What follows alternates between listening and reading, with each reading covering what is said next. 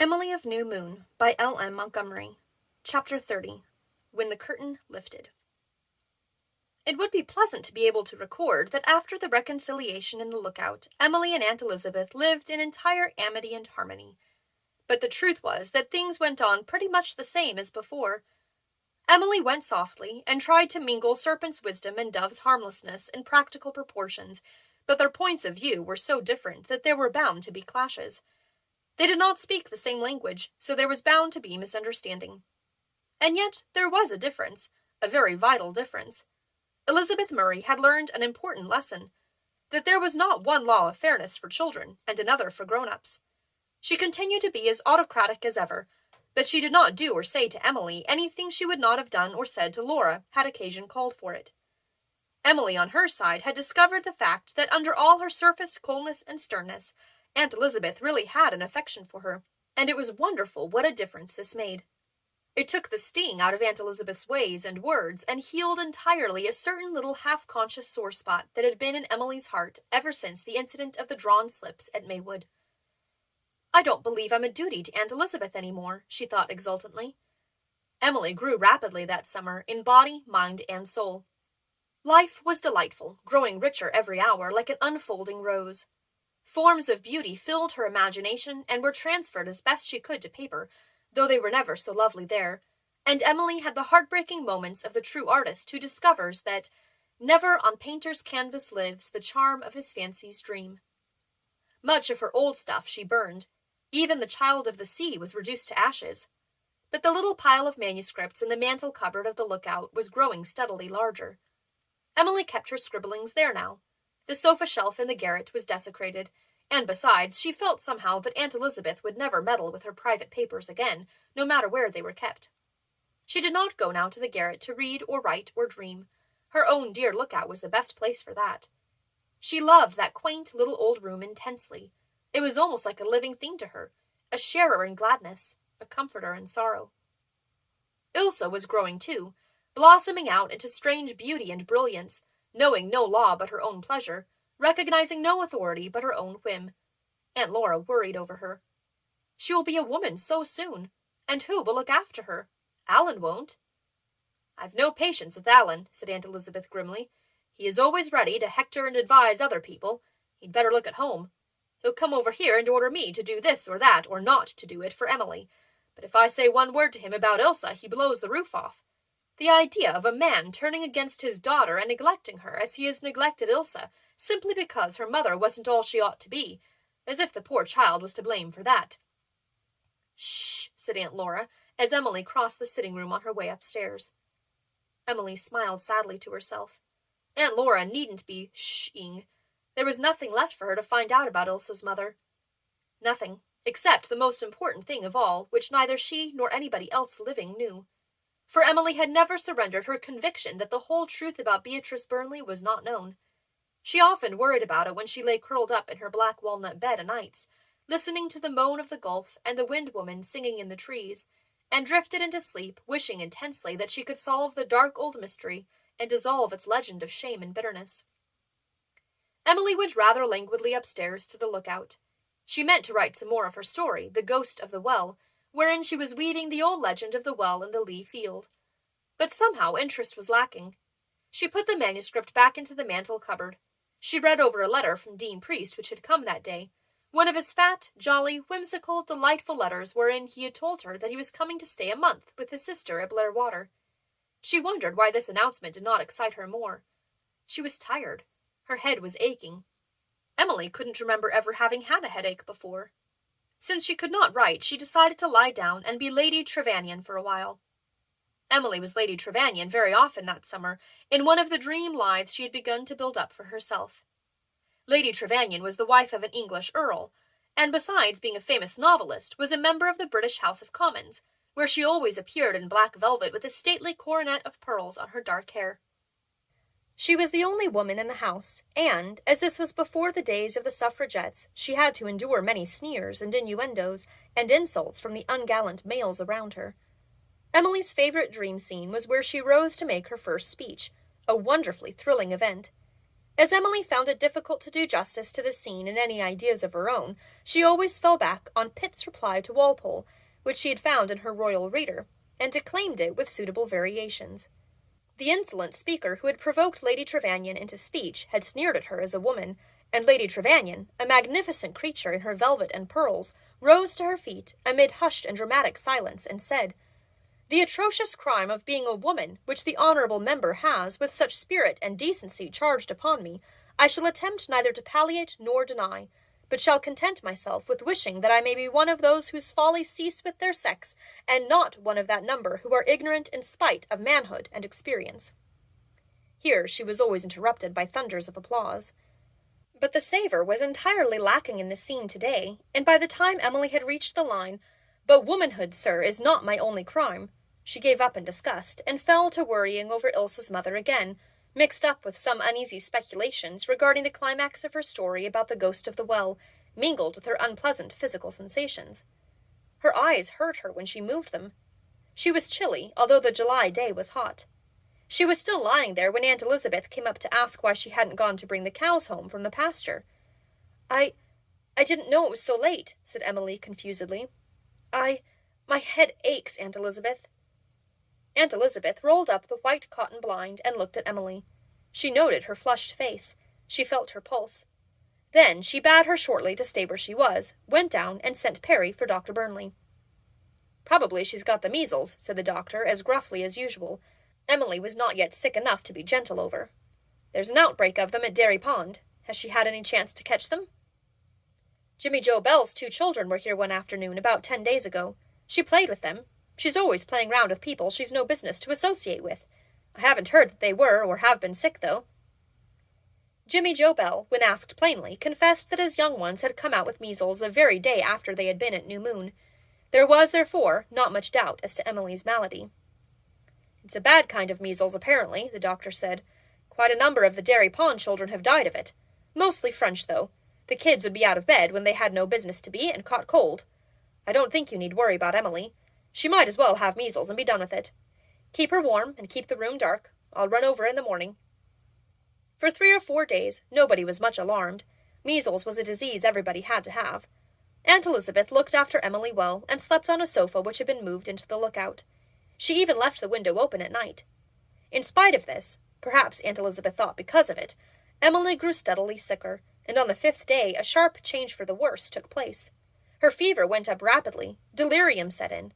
Dr. Burnley came, looked anxious, scowled, changed the medicine.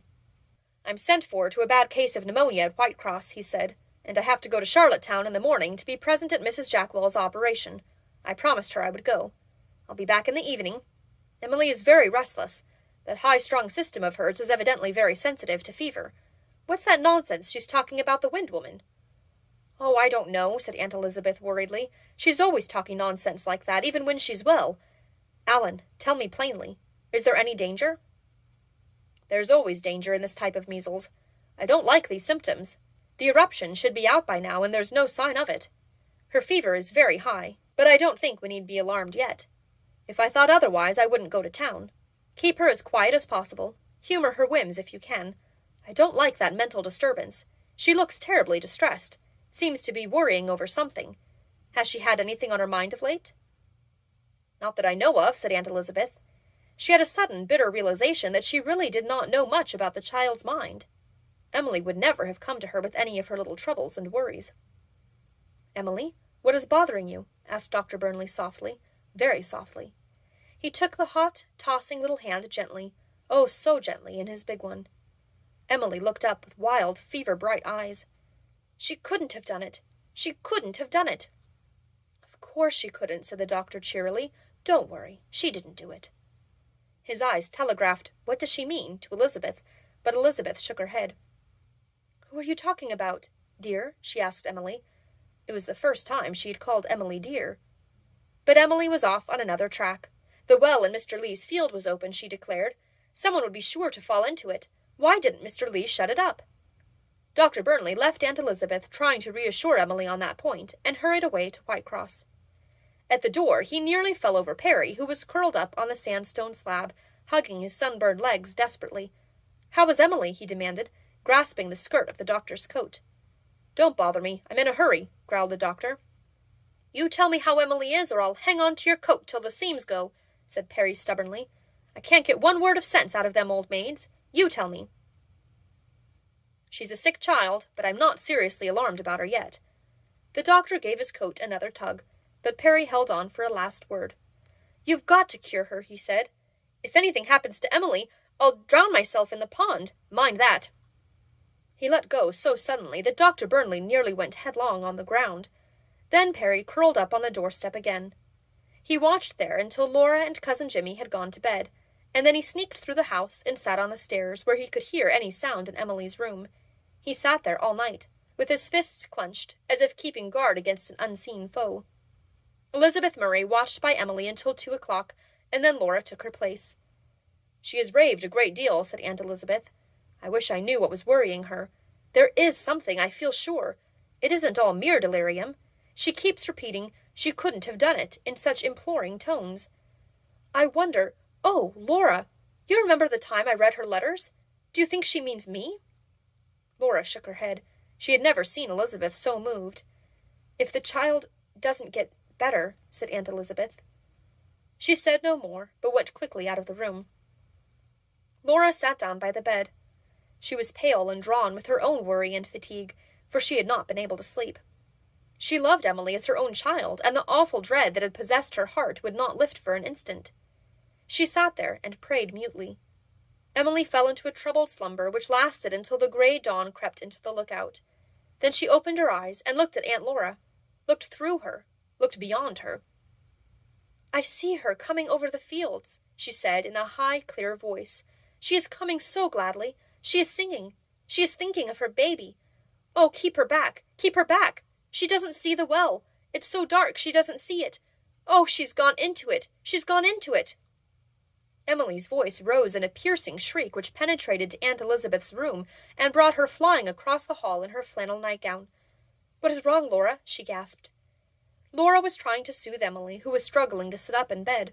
Her cheeks were crimson, and her eyes had still the same far, wild look. Emily? Emily, darling, you've just had a bad dream. The old Lee well isn't open. Nobody has fallen into it. Yes, somebody has, said Emily shrilly. She has. I saw her, with the ace of hearts on her forehead. Do you think I don't know her?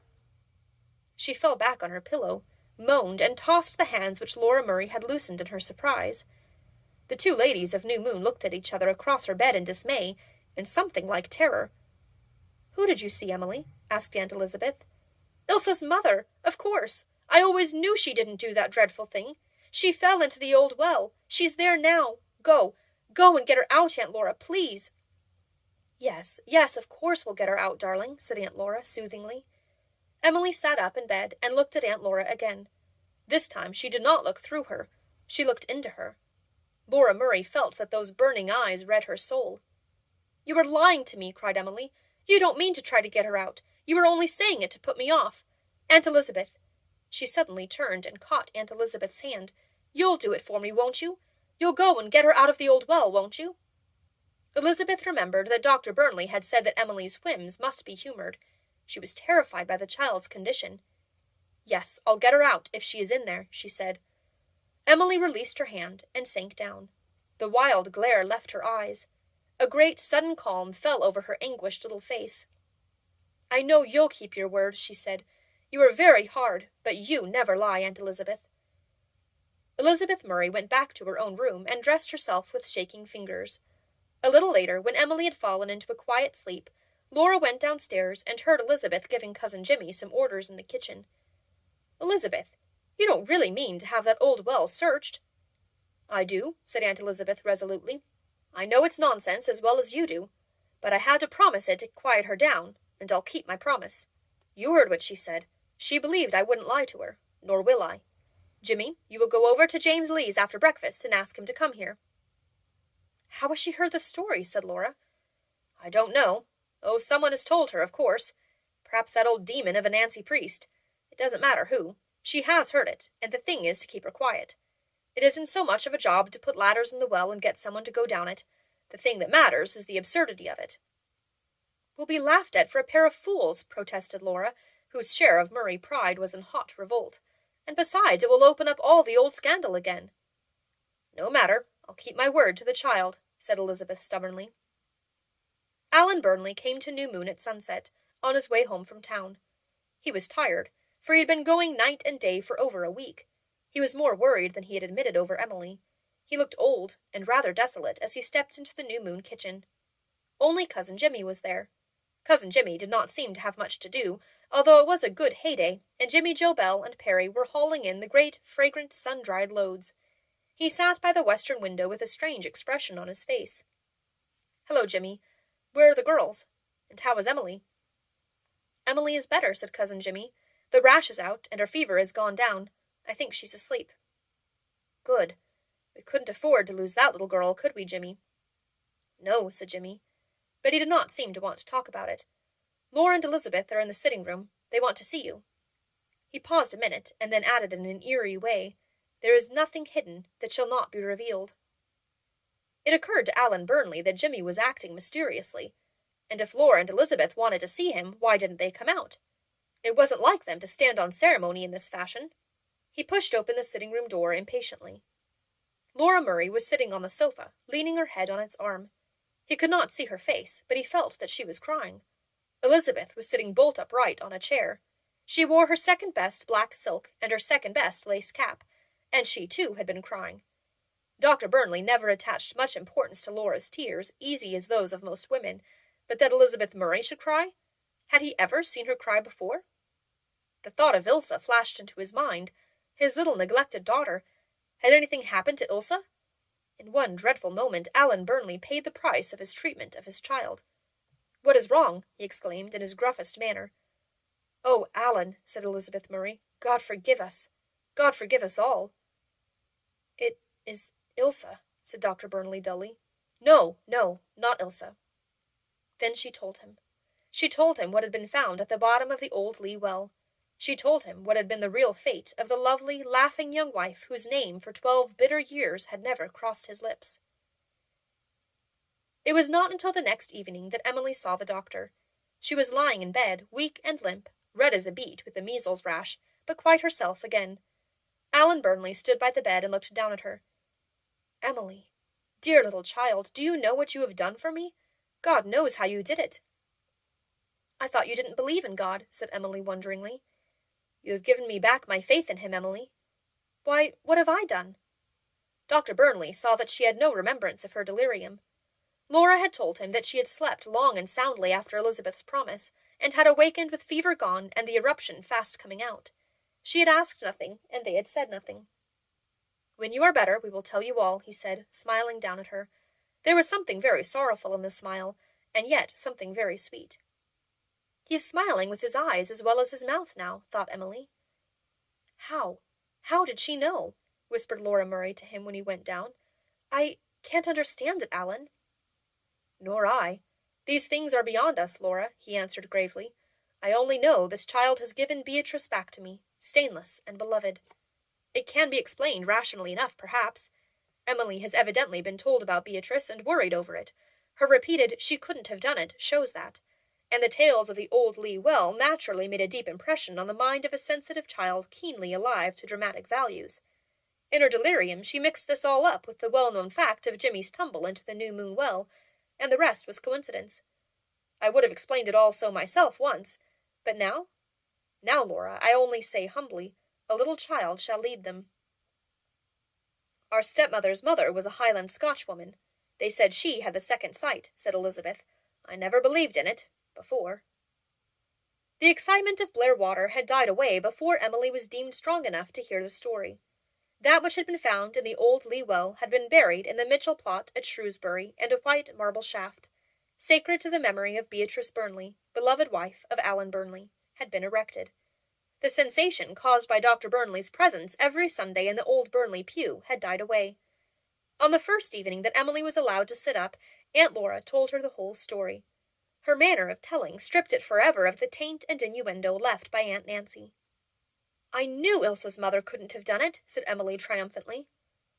"We blame ourselves now for our lack of faith," said Aunt Laura. "We should have known too. But it did seem black against her at the time, Emily. She was a bright, beautiful, merry creature. We thought her close friendship with her cousin natural and harmless. We know now it was so, but all these years since her disappearance we have believed differently. Mr. Jamesley remembers clearly that the well was open the night of Beatrice's disappearance. His hired man had taken the old rotten planks off it that evening, intending to put the new ones on at once. Then Robert Grierson's house caught fire, and he ran with everybody else to help save it. By the time it was out, it was too dark to finish the well, and the man said nothing about it until the morning. Mr. Lee was angry with him. He said it was a scandalous thing to leave a well uncovered like that. He went right down and put the new planks in place himself. He did not look down in the well. Had he looked, he could have seen nothing, for the ferns growing out from the side screened the depths. It was just after harvest. No one was in the field again before the next spring. He never connected Beatrice's disappearance with the open well. He wonders now that he didn't. But you see, dear, there had been much malicious gossip, and Beatrice was known to have gone on board the Lady of Winds. It was taken for granted she never came off again. But she did, and went to her death in the old leaf field. It was a dreadful ending to her bright young life, but not so dreadful after all as what we believed. For 12 years we have wronged the dead. But, Emily, how could you know? I don't know. When the doctor came in that day, I couldn't remember anything, but now it seems to me that I remember something, just as if I dreamed it, of seeing Ilsa's mother coming over the field singing. It was dark, and yet I could see the Ace of Hearts. Oh, Auntie, I don't know. I don't like to think of it some way. We won't talk of it again, said Aunt Laura gently. It is one of the things best not talked of, one of God's secrets. And Ilsa, does her father love her now? Asked Emily eagerly. Love her? He can't love her enough. It seems as if he were pouring out on her at once all the shut-up love of those 12 years. He'll likely spoil her now as much with indulgence as he did before with neglect, said Elizabeth, coming in with Emily's supper in time to hear Laura's reply. It will take a lot of love to spoil Ilsa, laughed Laura. She's drinking it up like a thirsty sponge, and she loves him wildly in return. There isn't a trace of grudge in her over his long neglect. All the same, said Elizabeth grimly, tucking pillows behind Emily's back with a very gentle hand, oddly in contrast with her severe expression. He won't get off so easily. Ilsa has run wild for 12 years. He won't find it so easy to make her behave properly now, if he ever does. Love will do wonders, said Aunt Laura softly. Of course, Ilsa is dying to come and see you, Emily, but she must wait until there is no danger of infection. I told her she might write, but when she found I would have to read it because of your eyes, she said she'd wait till you could read it yourself. Evidently, Laura laughed again, evidently Ilsa has much of importance to tell you. I didn't know anybody could be so happy as I am now, said Emily. And oh, Aunt Elizabeth, it is so nice to feel hungry again, and to have something to chew.